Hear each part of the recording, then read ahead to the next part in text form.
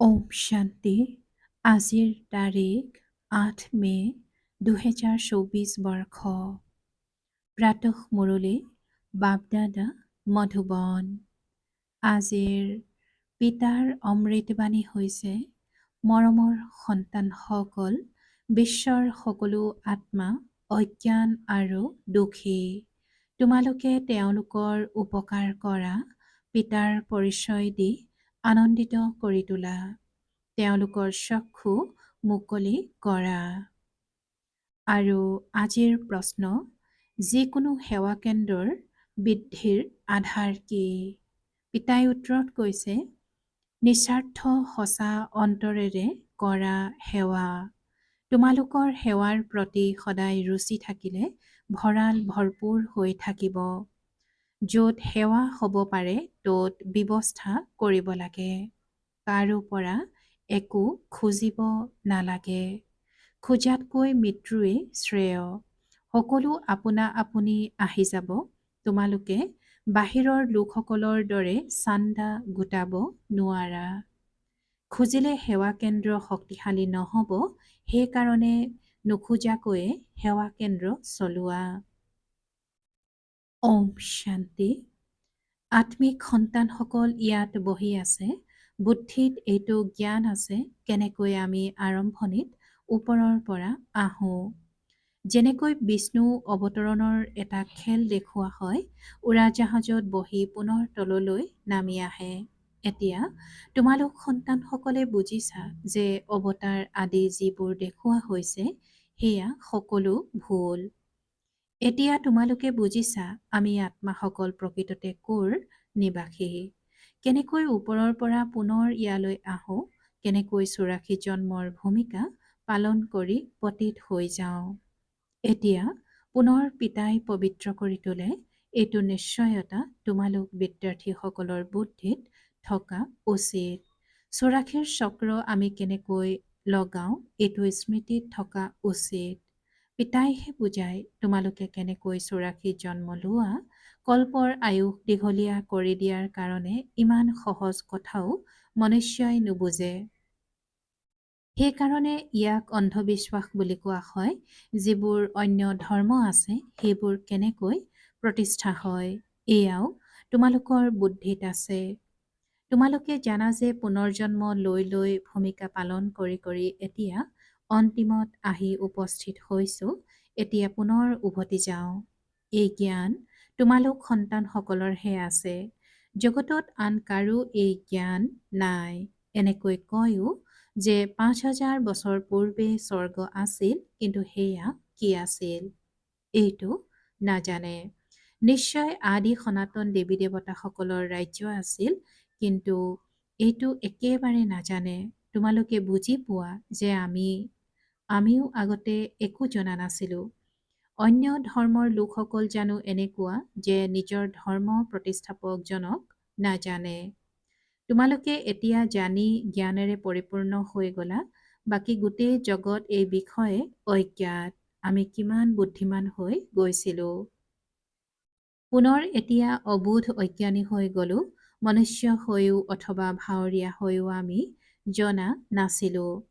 জ্ঞানৰ প্ৰভাৱ চোৱা কেনেকুৱা, এয়া তোমালোকেহে জানা। সেয়েহে সন্তানসকল ভিতৰি কিমান গদগদ হোৱা উচিত। যেতিয়া ধাৰণা হ'ব, তেতিয়াহে ভিতৰি সেই আনন্দ থাকিব। তোমালোকে জানা আমি আৰম্ভণিত কেনেকৈ আহিলোঁ, পুনৰ কেনেকৈ শূদ্ৰ কুলৰ পৰা ব্ৰাহ্মণ কুললৈ বদলি হলোঁ। এই সৃষ্টিৰ চক্ৰ কেনেকৈ ঘূৰে, সেয়া তোমালোকৰ বাহিৰে জগতত আন কোনেও নাজানে। ভিতৰি এই জ্ঞানৰ নৃত্য চলি থকা উচিত। বাবাই আমাক কিমান অপূৰ্ব জ্ঞান দিয়ে। যি জ্ঞানৰ দ্বাৰা আমি আমাৰ উত্তৰাধিকাৰ পাওঁ, লিখাও আছে, এই ৰাজযোগৰ দ্বাৰা মই তোমালোকক ৰজাৰো ৰজা কৰি তোলো। কিন্তু একোৱেই বোধগম্য হোৱা নাছিল। এতিয়া বুদ্ধিত গোটেই ৰহস্য উদয় হৈ গ'ল। আমি শূদ্ৰৰ পৰা এতিয়া ব্ৰাহ্মণ হওঁ, এইটো মন্ত্ৰও বুদ্ধিত আছে। আমি ব্ৰাহ্মণ সকলেই আকৌ দেৱতা হ'মগৈ, আকৌ আমি অৱনমিত হৈ তললৈ আহোঁ। কিমান পুনৰ্জন্মলৈ চক্ৰ পৰিক্ৰমা লগাওঁ। এই জ্ঞান বুদ্ধিত থকাৰ কাৰণে আনন্দিত হৈ থকা উচিত। আনেও এই জ্ঞান কেনেকৈ পাব, কিমান খেয়াল চলি থাকে, কেনেকৈ সকলোকে পিতাৰ পৰিচয় দিওঁ। তোমালোক ব্ৰাহ্মণসকলে কিমান উপকাৰ কৰা, পিতায়ো উপকাৰ কৰে নহয়। যিসকল একেবাৰে অজ্ঞান, তেওঁলোকক সদাকালৰ বাবে সুখী কৰি দিওঁ। চকু মুকলি কৰোঁ, আনন্দিত হোৱা যায় নহয়। যিসকলৰ সেৱাৰ ৰুচি থাকে, তেওঁলোকৰ ভিতৰি সেয়া চলি থাকিব লাগে। বহুত আনন্দিত হ'ব লাগে। আমি আত্মাসকল ক'ৰ নিবাসী। আকৌ কেনেকৈ ভূমিকা পালন কৰিবলৈ আহোঁ, কিমান উচ্চ হৈ যাওঁ, আকৌ কেনেকৈ অৱনমিত হওঁ, কাৰো পিতাই কৈছে যে কিমান উচ্চ হৈ যাওঁ, আকৌ কেনেকৈ অৱনমিত হওঁ, আকৌ ৰাৱণ ৰাজ্য কেতিয়াৰ পৰা আৰম্ভ হয়, এয়া এতিয়া বুদ্ধিত উদয় হৈছে। ভক্তি আৰু জ্ঞানৰ দিন ৰাতিৰ পাৰ্থক্য আছে। আৰম্ভণিৰে পৰা ভক্তি কোনে কৰিছে? তোমালোকে ক'বা, পোনপ্ৰথমে যেতিয়া আমি আহিলোঁ তেতিয়া বহুত সুখ দেখিলোঁ। তাৰ পাছত আমি ভক্তি কৰিবলৈ আৰম্ভ কৰিলোঁ। পূজ্য আৰু পূজাৰীৰ মাজত কিমান দিন ৰাতিৰ পাৰ্থক্য আছে। তোমালোকৰ এতিয়া কিমান জ্ঞান আছে, আনন্দিত হ'ব নালাগে জানো? কেনেকৈ আমি ৮৪ চক্ৰ লগালোঁ, ক'ত ৮৪ জন্ম আৰু ক'ত ৮৪ লাখ। ইমান সৰু কথাতেও কাৰো ধ্যানত নাহে। লাখ লাখ বছৰৰ তুলনাত এয়াতো এদিন দুদিনৰ সমান হৈ যায়। ভাল ভাল সন্তানসকলৰ বুদ্ধিত এই চক্ৰ ঘূৰি থাকে। তেতিয়াহে স্বদৰ্শন চক্ৰধাৰী বুলি কোৱা হয়। সত্য যুগত এই জ্ঞান নাথাকে। স্বৰ্গৰ কিমান মহিমা কৰা হয়, তাত কেৱল ভাৰতেই আছিল। যি আছিল সেয়া পুনৰ হ'বই। বাহিৰৰ পৰাতো একো দেখা পোৱা নাযায়। পিতাই কৈছে যে যি আছিল সেয়া পুনৰ হ'ব আৰু বাহিৰৰ পৰাতো একো দেখা পোৱা নাযায়। সাক্ষাৎকাৰ হয়, তোমালোকে জানা যে এই পুৰণি সৃষ্টিৰ এতিয়া অন্ত হ'ব। পুনৰ ক্ৰমানুসৰি আমি নতুন সৃষ্টিলৈ আহিম। আত্মাসকল কেনেকৈ ভূমিকা পালন কৰিবলৈ আহে সেইটো তোমালোকে বুজি গৈছা। আত্মাসকল এনেকৈ ওপৰৰ পৰা নামি আহে যেনেকৈ নাটকত দেখুৱায়। আত্মাকটো এই দুচকুৰে কোনেও দেখা পাবও নোৱাৰে। আত্মা কেনেকৈ আহে, সৰু শৰীৰত কেনেকৈ প্ৰৱেশ কৰে, এয়া বৰ আচৰিত খেল। এই হৈছে ঈশ্বৰীয় পঢ়া। পিতাই কৈছে যে এয়াই হৈছে ঈশ্বৰীয় পঢ়া। এই ক্ষেত্ৰত দিন ৰাতিয়ে চিন্তন চলিব লাগে। আমি এবাৰ বুজি লওঁ, যেন চাই উঠি আকৌ বৰ্ণনা কৰোঁ। আগতে যাদুকৰে বহুত বস্তু উলিয়াই দেখুৱাইছিল। পিতাকো যাদুকৰ, সদাগৰ, ৰত্নাকৰ বুলি কয় নহয়। আত্মাতেই গোটেই জ্ঞান ধাৰণ হয়। আত্মাই হৈছে জ্ঞানৰ সাগৰ। যদিও পৰমাত্মা জ্ঞানৰ সাগৰ বুলি কয়, কিন্তু তেওঁ কোন, কেনেকৈ তেওঁ যাদুকৰ হয়, এয়া কোনেও গম নাপায়। আগতে তোমালোকেও বুজি পোৱা নাছিলা। এতিয়া পিতা সেই দেৱতা কৰি তোলে। ভিতৰি কিমান আনন্দিত হোৱা উচিত। একমাত্ৰ পিতাই হৈছে জ্ঞানেৰে পৰিপূৰ্ণ। আমাক পঢ়ায়ো।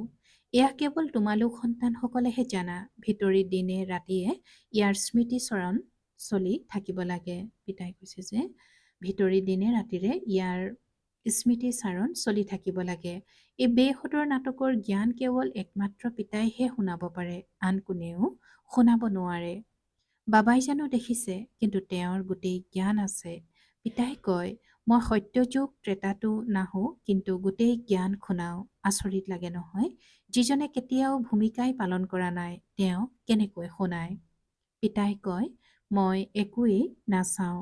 মই সত্যযুগতো নাহো, কিন্তু মোৰ কিমান ভাল জ্ঞান আছে। যিবোৰ মই এবাৰেই আহি তোমালোকক শুনাও, তোমালোকে ভূমিকা পালন কৰিলা।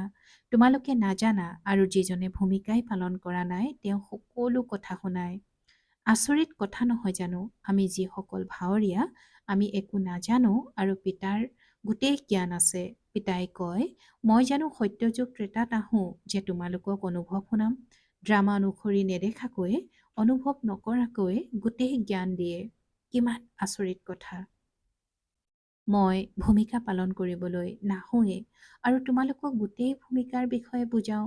সেইকাৰণে মোক জ্ঞানেৰে পৰিপূৰ্ণ বুলি কয়। পিতাই আজি কৈছে যে কিমান আচৰিত কথা যে মই ভূমিকা পালন কৰিবলৈ নাহোঁৱেই আৰু তোমালোকক গোটেই ভূমিকাৰ বিষয়ে বুজাওঁ। সেইকাৰণে মোক অৰ্থাৎ পিতাক জ্ঞানেৰে পৰিপূৰ্ণ বুলি কয়। গতিকে পিতাই কয়, এতিয়া মৰমৰ সন্তানসকল, নিজৰ উন্নতি কৰিবলৈ হ'লে নিজক আত্মা বুলি বুজা। এয়া হৈছে খেল।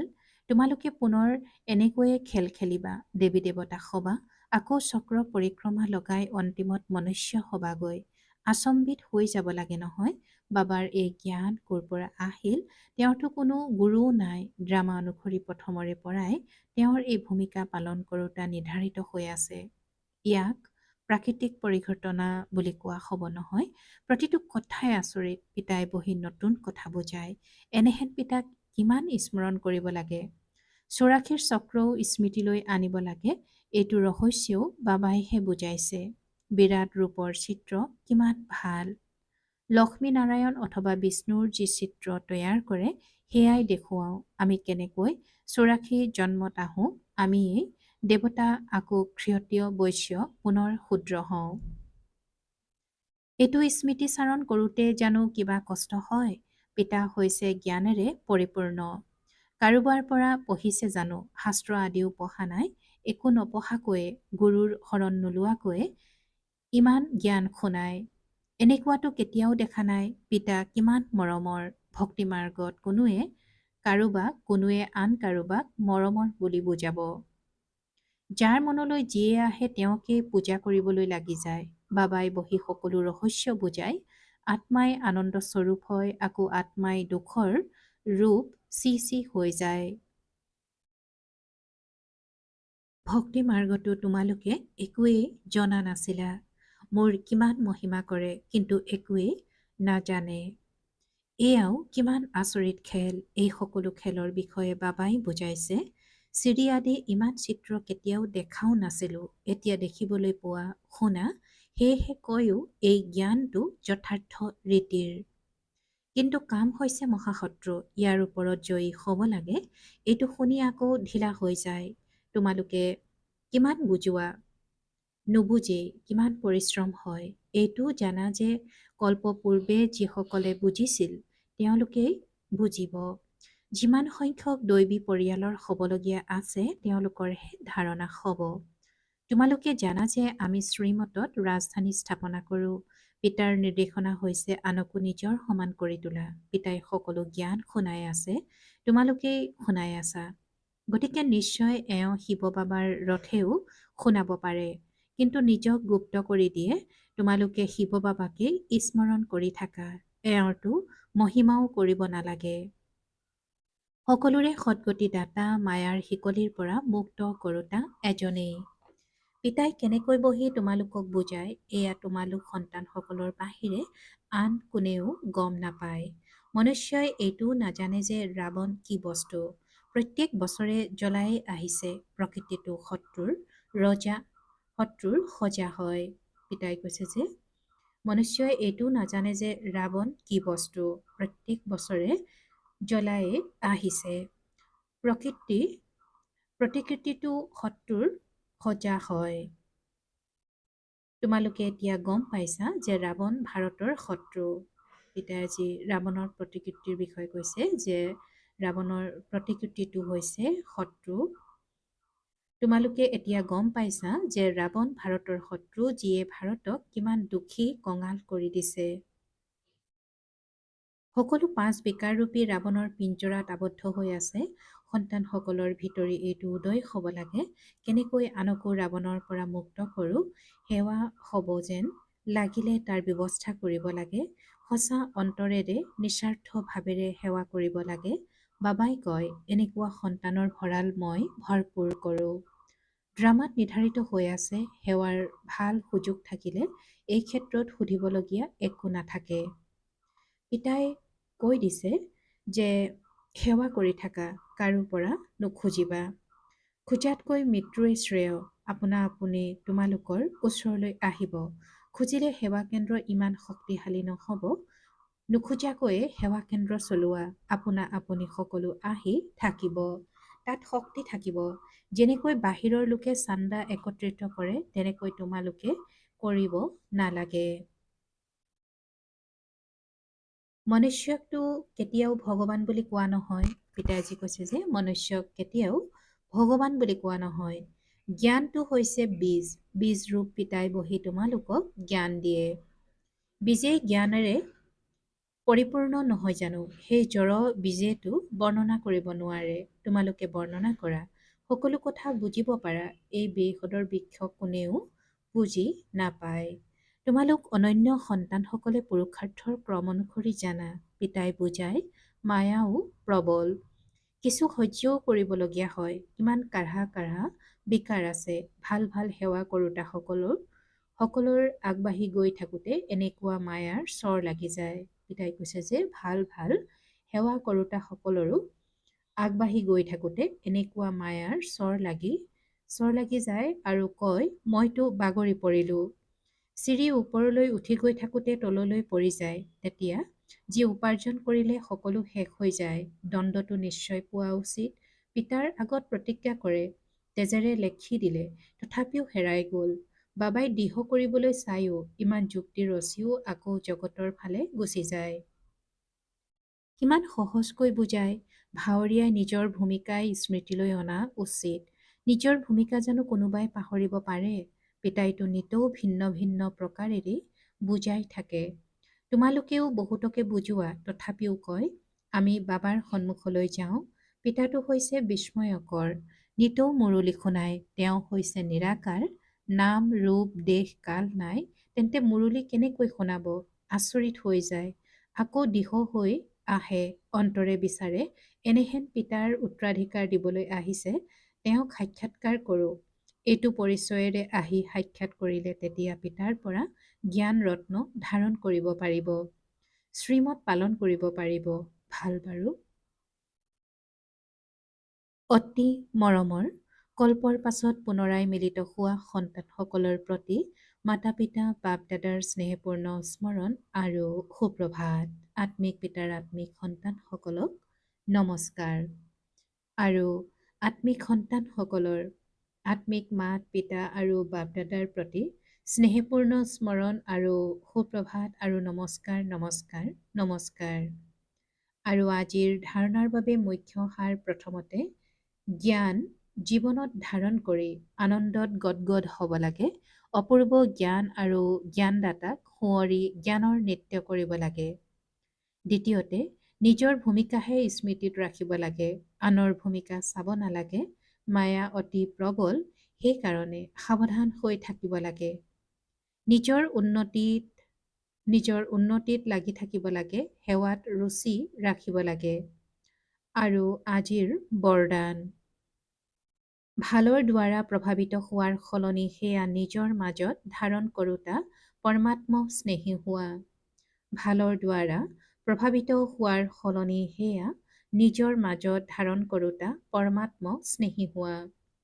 আৰু আজিৰ বৰদানৰ ব্যাখ্যা, যদি পৰমাত্ম স্নেহী হ'ব বিচৰা তেনেহ'লে দেহবোধৰ বাধাসমূহ পৰীক্ষা কৰা। বহুত সন্তানে কয়, এওঁ বহুত ভাল, সেয়েহে বহুত দয়া উপজে। কোনোবাৰ কাৰোবাৰ শৰীৰৰ প্ৰতি আকৰ্ষণ থাকে, আকৌ কোনোবাৰ কাৰোবাৰ গুণ বা বিশেষত্বৰ প্ৰতি। কিন্তু সেই বিশেষত্ব বা গুণ প্ৰদান কৰোঁতাজন কোন? কোনোবা যদি ভাল, তেন্তে ভালখিনি ধাৰণ নিশ্চয় কৰা, কিন্তু ভালৰ দ্বাৰা প্ৰভাৱিত হৈ নাযাবা। উপৰাম আৰু পিতাৰ স্নেহী হোৱা। এনেকুৱা স্নেহী অৰ্থাৎ পৰমাত্ম স্নেহী সন্তান সদায় সুৰক্ষিত হৈ থাকে। আৰু আজিৰ শ্লোগান, শান্তিৰ শক্তি জাগ্ৰত কৰা, তেতিয়া সেৱাৰ প্ৰতি তীব্ৰ হৈ যাব। শান্তিৰ শক্তি জাগ্ৰত কৰা, তেতিয়া সেৱাৰ গতি তীব্ৰ হৈ যাব। ওম শান্তি। আনন্দৰূপী সম্পদেৰে সম্পন্ন সৌভাগ্যৱান আৰু প্ৰসন্নচিত্ত হ'বলৈ আজিৰ অব্যক্ত সংকেত।